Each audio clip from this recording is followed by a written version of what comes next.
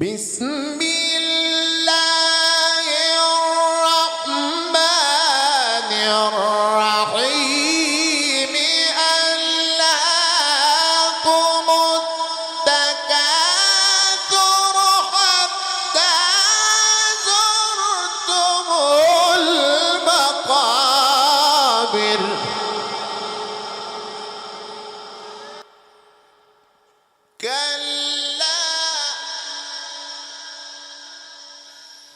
سوف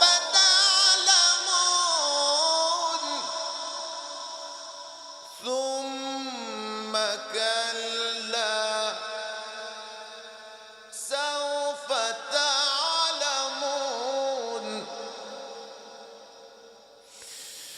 بسم الله الرحمن الرحيم ألهاكم التكاثر حتى زرتم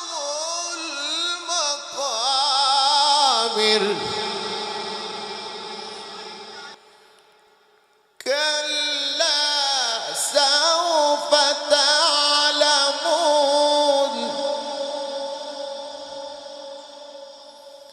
ثم كلا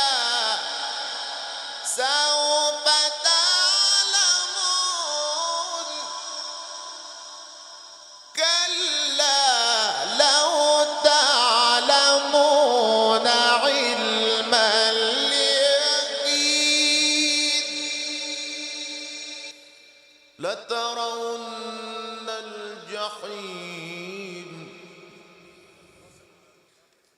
ثم لترونها عين اليقين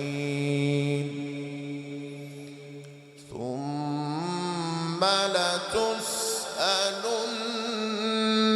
يومئذ عن